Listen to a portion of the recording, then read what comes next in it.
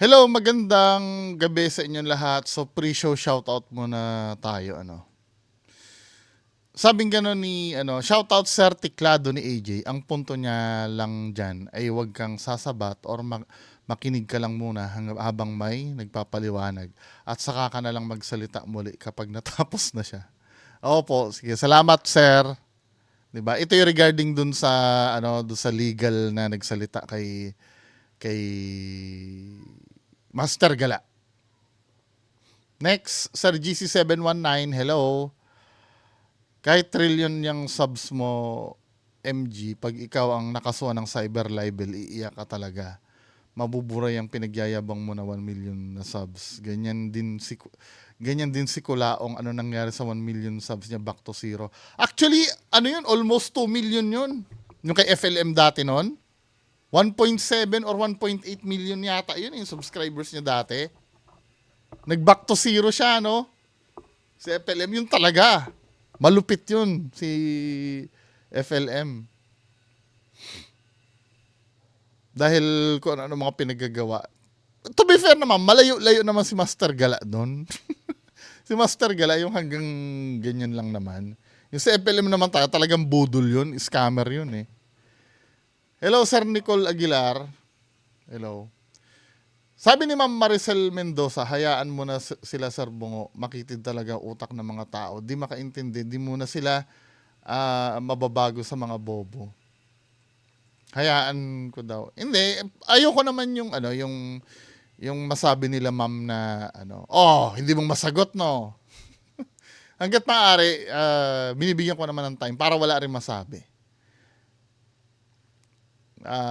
Shoutout Ma'am Maricel Mendoza, hello. Sir Cody Cole Travers, hello. Si Sir Braille Joban Gamyao, hello. Sir Jeffrey Maceda, hello. Halata naman kung sino yung diwata ng kagandahan na yan. Lulukohin pa tayo or takot lang mabisto or replyan si Bungo ng one-on-one sa comment section. Diwata ng kalokohan ka. Hello, Mami Malagenya. Sabi gano'n ni Sir Cody Cole Travers. Tama nga si Tites Gas. May mai-content lang ang mga ghost hunters, iba dyan ha. Iba dyan Tapos for yung ibang may ghost hunters kuno for entertainment lang kuno. Tapos may nagsasabi pa na kahit wala naman daw siya credibility. Sayang naman, di natin mapapantayan yung mga foreign ghost hunters tulad ni na Midwest Ghost Hunters, Franco TV, Dark Ghost Paranormal, etc. Sorry guys, di mapapantayan ng Pinoy Ghost Hunters. Partially agree ako doon, no? Hindi, yung sa itong mga sinabi mo na to, some of them, lalo na si Franco TV, na-debunk ito once eh. Yung Dark Ghost Paranormal ba na sinasabi mo, ito ba yung Russian? Na-debunk din ito eh. Pero ito kasi, itong mga taong to, yung video kasi nila, watchable naman talaga. Kahit pa sabihin mong na-debunk itong mga to, yung mga foreign ghost hunter, watchable talaga yan. Dito kasi sa atin, alam mo yung pambobo na content? Hindi naman sa for example, ito kay Donsky, no? Punta tayo sa channel ni Sir Donsky. Madaming nag-forward nito, kaya lang tamad na ako ito. Katulad nito, no? Sa video ni Sir Donsky.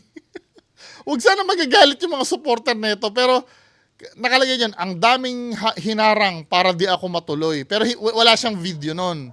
Sa lugar ng mga aswang, Creepy Road. Diba? Pag papanoorin mo dito, yun, magdo-drone siya dyan. No? Maganda nga naman, may aerial view ng drone niya, no? 'Di ba? Kung makikita nyo, ganda nga naman, 'di ba? Ganda ng shot. Then pagpapanoorin mo ng video niya, 'di ba? Hindi maiintindihan eh. Sasabihin niya, napaka-creepy ng lugar kahit hindi naman.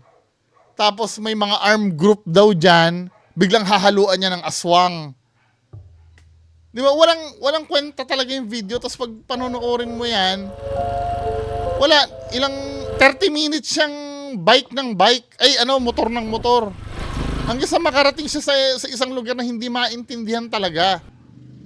As in, wala talagang diwa yung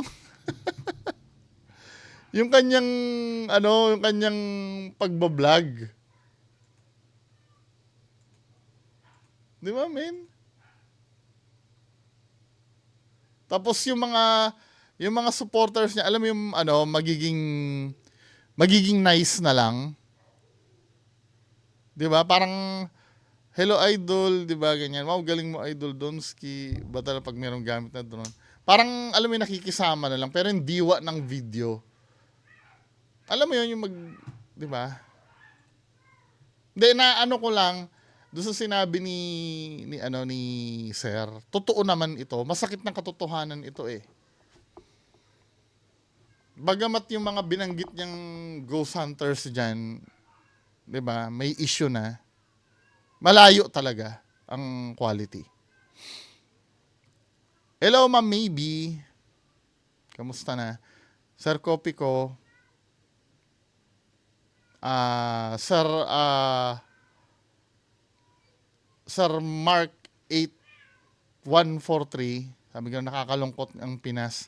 Ganyan nakabababa edukasyon natin, simpleng panonood at pag-intindi hindi kayang unawain. Naiinis ako na naawa, simpleng pakikinig at comprehension lang. Wala karamihan yung iba. Mahirap. Hindi kasi dito sa atin, kailangan kasi talaga na yung idol nila purihin mo. Dito bawal ka mag-react ng negative. 'Di ba? Sa akin may mga nagsasabi negative niya. Katulad nitong bugok na to, no? Si Mine. Sabi ni bugok na Mine, face reveal, wala man COVID yan. Ang tanga, no? Napakatanga talaga. COVID ba ito? Pang-COVID ba to? Tanga. Totoo talaga ang pag supporter talaga ni Master Gala, bobo talaga. Pag supporter ha, hindi ko sinabing viewers. Kasi ako nanonood din ako kay Master Gala. Pag sumusuporta kay Master Gala, pagdating sa ganyan, bobo. 'Di ba? Ano kinalaman face reveal, 'di ba? Matagal na ako nagpakita ng muka. Style ko na lang ito, trademark na tinatawag. Kasi ang gusto ko kasi, alam niyo kung ba't nagaganito ako? Ang gusto ko kasi habang nagvo-vlog ako, mag-focus kayo sa sinasabi ko, hindi sa mukha ko. 'Di ba? Hello Sir K. Paulit-ulit ang paliwanag mo, boss. Hirap talaga sila makaintindi. Nasa public kaya lahat ng tao pwedeng magkomento. Sabi gano'n ni Sir Erica Giron. Ma'am Erica Giron. Grabe pala ugali niya ni Master Gila. Hindi naman, yung ugali kasi, hindi mo mababago sa tao yan eh. Baka mamaya pag nakasama nyo ko, mas malala pa ugali ko dyan sa tingin nyo. Ayokong husgahan si Master Gala doon sa ugali niya na yon. Doon lang tayo sa mismong video. Mali ang ginawa niya doon sa video. Malay mo, sobrang bait pala niyan. Katulad ni Donski. 'Di ba? Kupal si Donski sa paggawa ng fake videos. Pero talaga mabait daw talaga yan si Donski. 'Di ba? Talaga siya, likable siya na tao. Kaya lang, ang problem kay Donski, pagdating sa videos niya, talagang paninindigan niya yung kasinungalingan niya. Pero mabait na tao daw talaga. Kasi nakausap ko yung mga nakakasama niya talaga eh. Hindi talaga pwedeng kontrahin yung kabaitan ni Donski. Sabing gano'n ni Sir Erlinda Balatokan. Good evening. Good evening din, ma'am. Hello. Ma'am Imelda Basquines, hello. Sir Patrick Pelin. Dami ko tumba-tumba na nga yung collection. Madami yan dati. Binenta ko lang yung iba. Ayusin ko ngayon nasa likod ko. Tumba-tumba na eh. Hello, shout out Sir K. Hello. So, lipat tayo dun sa dun sa video kagabi kay Adlaw, kay Dato Adlaw. Ay, hindi ito.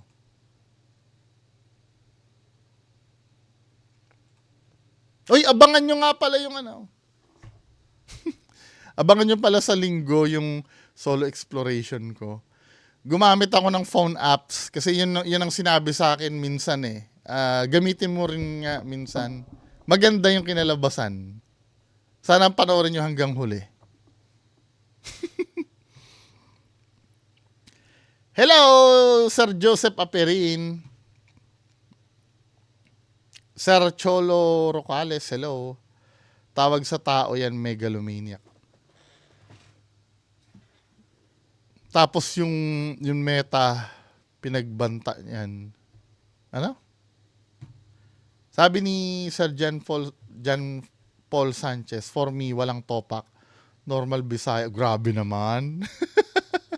Hindi naman siguro, grabe naman. Hindi, lahat naman, may mga kilala naman akong Bisaya na matino na hindi naman nagkukulto-kulto. Sabi gano'n ni Sir Mario Bonina.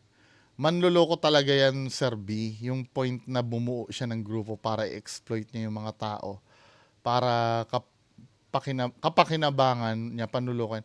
Pero at the same time, Sir, yes, tama ka naman. Bumuo siya ng grupo para i-exploit yung tao. Pero yung papaniwalain mo yung tao sa supernatural na malalaman mo naman na eventually ay mabubulgar din na nagsisinungaling ka, I think malaking part yun eh.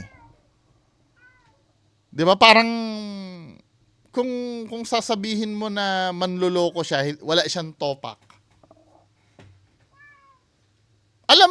Dapat alam mo sa sarili mo na mabubuking ka sa pinagagagawa mo at hindi magtatagal yung grupo mo. Kasi pwedeng pag manloko ka, pwede ka kasi manloko na nasa logical side ka pa rin eh. Katulad ni FLM, di ba, si Francis Leo Marcos, nagpanggap siya na, na anak siya ni Ferdinand Marcos. Alam kasi nila na mahirap kasi kalkalin yung mga lihim na buhay ng mga Marcos. Di ba? Kasi masyadong mysterious ang angkan ni Marcos eh. Maraming mga rumors, yung katulad sa mga Golden Buddha. Basta madami, legendary kasi ang talambuhay ni Ferdinand Marcos. Kaya maraming mysteries doon na pwedeng i-capitalize sa mga manluloko. It took so long para malaman na siya ay con artist lang talaga. Kahit na mga mga Supreme Court Justice nga na nun eh, nabudol nun eh, ni FLM. 'Di ba? Akala nyo ba mga simpleng tao, mga generals? Yan ang mga napaniwala ni FLM noon. Yun talaga manluloko talaga. Hindi siya kumakapit sa supernatural. Pero ito kasi si Dato Adlaw, kung siya ay may tamang pag-iisip, alam niya na hindi mag-i-stand yan eh. Yung ginagawa niya eh. 'Di ba? Alam niya hindi yan mag-i-stand. Yung ginagawa niya. Kaya for me, may topak yan. Hindi ka na dapat magre-ritual na ganyan kung alam mo na magiging temporary lang yan. Just imagine, hubad na sa katotohanan, sabihin mo sa mga tao na peke ang gobyerno ng Pilipinas. Diba? Kung may practice talaga yung tao na yan, kahit pa may delusions yan, alam niya pag hiwalayin ang delusions at reality. Kasi parte ng practice nila na makaranas ng iba't ibang psychological disorder. Kaya alam nila kung delusions ang nararanasan nila o totoo. Kaya nga napasunod nila ang napapaniwala mga tao dahil kalokohan lang ang mga sinasabi. Alam kasi nila kung paano gumawa ng delusions na pinapasa nila kasi na-experience na nila. Di may topak nga. May topak talaga to. Hindi ilang siya plain na panluloko. Kahit pa sabihin mo may topak siya, manluloko pa rin. Kaya lang, minsan, alam niya, totoo yung meron sa kanya eh. doon sa part na yon, hindi siya nanloloko doon. Kasi alam niya talaga na totoo yung kung anong meron siya. Yung pinapainom ng tubig, malamang may hinahalo dyan. Pwede kahit pampakalma. Pampakalma. Sa tingin mo, bibili pa siya ng pampakalma? Di ba? Kasi yung magaan na pakiramdam ma-associate sa kanya o sa sermon niya, gago talaga yung blank na yan. Kasi nagpapainom siya. Oo nga no, may sinabing pinapainom habang may mga nagpapa-breastfeed. Kung may sakit man yan, baka narcissistic personality disorder. May nag-PM nga sa akin, sabi daw, yan si Dato Adlaw, maalam daw yan sa gayu-gayuma. Kaya daw na ano niya yun. Hello, Ma'am or Sir Jean Raymond Rakepo. Hello po. Ma'am May Dakayo, hello. Atsak Pogi, hello. Delusions of Grandeur. Sabi ni Sir Paul Michael Gonzales, ang mga kampo ng demonyo ginagamit ang Diyos para makagawa ng masama at makapanamantala. Kawawa din naman yung mga taong mababa ang pangunawa sa mga ganyan. Naluloko sila ng hindi nila alam. Dapat talaga may mga ganyan binubuwag na agad para hindi na mapagsamantalahan yung mga mabababang. Ito nga yung sinasabi ko na dapat talaga magtulungan tayong mag-educate. Hindi yung putang inang pananaw na igalang ang paniniwala. Kasi may mga bobo talaga na nagigiit niyan eh. Igalang ang paniniwala. Igalang ang paniniwala. May mga paniniwala naman talaga na dapat igalang. Katulad na religion, di ba? Yun kasi ay hango sa interpretasyon nila sa nasusulat or kung saan man sila bumabase. Pero may mga time kasi na talaga na minsan kahit religion obvious na ginagago nila yung tao. 'Di ba? May mga time kasi na hindi mo na pwedeng igalang yung mga paniniwala na yan eh. Lalo na yung mga paniniwala na kagaguhan. Biruin mo, naniniwala sila doon sa diplomat na papel na hawak nila, hindi sila pwedeng hulihin. Gagalang mo yon? Eh di kung gano'n, gagalang ng pulis yun, dumami ang siraulo sa atin. Tanga lang no? Mga nagsasabi na igalang ang paniniwala.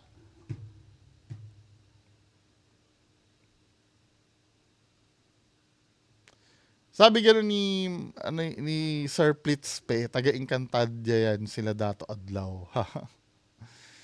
Sir ni Lester, hello. Salamat na bawasan ng tropa ni FLM. Sabi gano'n ni Sir Irvin Shubal, mukhang naniniwala talaga sila sa kalokohan nila, lalo na yung babae.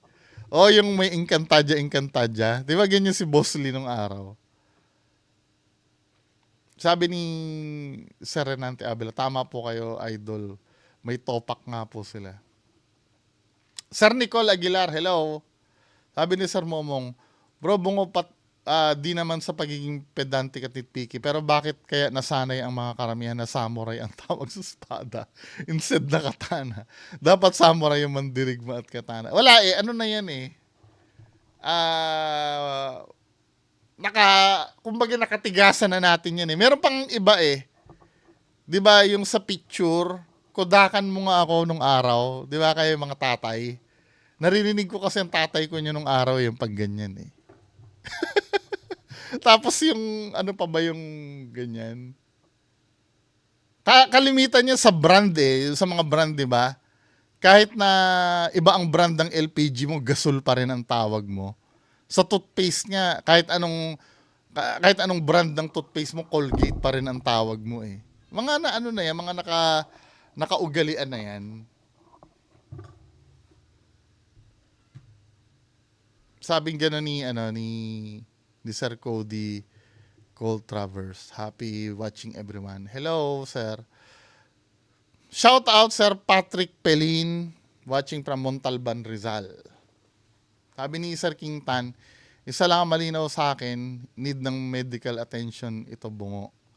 Nakakatakot pa naman kasi nahahaw tulad ng may hinikayat silang membro. Oo, kulto talaga yan. 'Di ba? Kung masasagip natin yung kapwa natin, 'di ba? Sabi ni Sir Julian Lacyan, the nerve na makapagsabing ikaw nakatulong ka na ba, idol nila bayad walang naitulong. Huwad na simpatya at chika-chika. Nakatulong ka na ba? Sabi nga ni Sir Momong, hindi illegal ang grupo nila kasi hindi registered sa SEC. Ay, oo nga pala, peke pala tingin nila sa gobyerno ng Pilipinas. Sasabihin ko na nga sana eh. Hanapon mo na SEC hindi nga totoo ang gobyerno. Nagtataka nga ako dyan eh. Peke yung gobyerno pero may kinikilala silang batas na galing din sa gobyerno. Ang gulo no? Yung sa mga ancestral nila. Sabi ni Ma'am Mori, lahat ng puno ng kulto ay may mga tililing na may halong pangmamanipulate para makapangloko. Sabi ni Sir Mayon, Jim Jones syndrome. Bukas iinom din kayo ng juice na may lason. Buti ngayon palang nahuli na kayo. Oh, grabe yun ano? Yung kay Jim Jones na yon. Yung pala, gabi-gabi pala silang pinapainom ng Kool-Aid. Para masanay sila na may iniinom. 'Di ba? Pati mga bata, no? Grabe. Gabi-gabi silang pinapainom ng ng Kool-Aid daw eh. Para masanay sila na may iniinom. Parang alam niyo ba yung mga hindi ISIS, yung Al-Qaeda nung araw, yung pag may pupugutan sila ng ulo na prisoner na Amerikano, kinakaibigan daw nila yun eh. Yung mga prisoner na yun eh, yung halimbawa, mag-shoot tayo ng video, kunyari, pupugutan namin kayo ha. Yung sasanayin nila na kunyari pupugutan, tapos hindi matutuloy, tapos magbibideo uli sila, kunyari pupugutan, hindi naman natutuloy. Parang nakasanayan na ng prisoner nila na, biro-biro lang na naman ito. Hindi ito matutuloy. Then suddenly, totoo na yung pagpugot sa kanya. 'Di ba? Kaya pala napapansin ko nung araw, bakit itong mga pinupugutan na to hindi pumapalag pag inaano sila? Yun pala yung ginagawa. Pinapractice sila hanggang sa maging komportable na yung prisoner na akala hindi matutuloy, biglang itutuloy yung pagpugot ng ulo. Hello, Ma'am May Malagenya. Sarapi Medina, hello. Sabi ni Ghost Hentai, dato adlaw mukhang di naliligo ka pareho ni Kulaong. Sabi gano'n ni Jorland Kaintik. Sir, ano masasabi niyo sa mga content ni Zarkaro Vlogs? Finorward ko po sa iyo yung link. Meron ako reaction video kay Zarkaro. Sir Kopico, hello. Sir Mark San, hello. So, yan lang po muna yung pag-uusapan natin. 10:00 po yung main content. Magandang gabi po sa inyo lahat.